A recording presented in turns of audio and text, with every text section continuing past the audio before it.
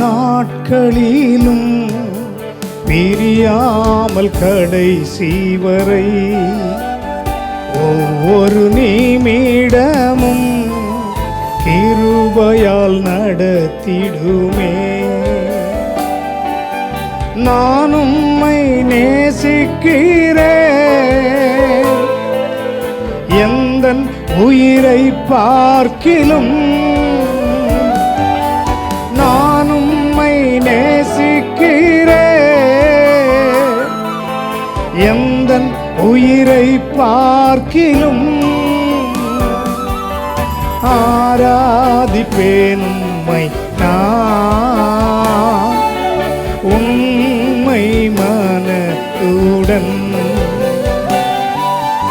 ஆராதிப்பேன் உம்மை நான் உம்மை மனதுடன்.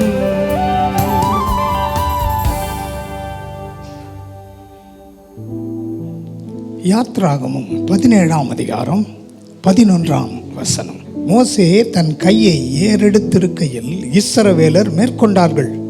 அவன் தன் கையை தாழ விடுகையில் அமலேக்கு மேற்கொண்டான்.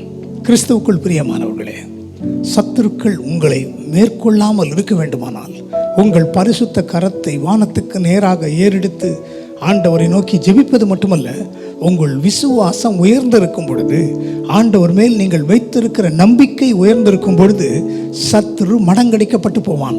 அந்த சத்துரு ஒருவேளை உங்களை அச்சுறுத்துகிற பயமாக இருக்கலாம், சத்துருவின் போராட்டங்களாக இருக்கலாம், அந்தகாரத்தின் வல்லமைகள் உங்களை எதிர்க்கிறதா இருக்கலாம், வறுமையும் வியாதியும் அச்சுறுத்துகிறதா இருக்கலாம்.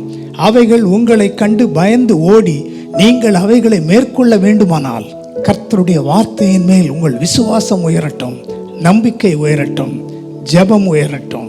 நீங்கள் எளிதாக இன்றைக்கு அவைகளை மேற்கொள்ளுவீர்கள். கிருபை நிறைந்த எங்கள் அன்பின் பரலோக பிதாவே, இன்றைக்கு எங்களுடைய விசுவாசம் உயரும் பொழுது உலகத்தின் போராட்டங்களை ஜெயிக்கக்கூடியவர்களாய் நீர் மாற்றி அமைக்கிறதற்காக ஸ்தோத்திரம். உங்கள் விசுவாசமே உலகத்தை ஜெயிக்கிற ஜெயம் என்று சொல்லியிருக்கிறீர். உமது பிள்ளைகளுடைய விசுவாசம் உயரட்டும், நம்பிக்கை உயரட்டும், பரிசுத்தம் உயரட்டும்.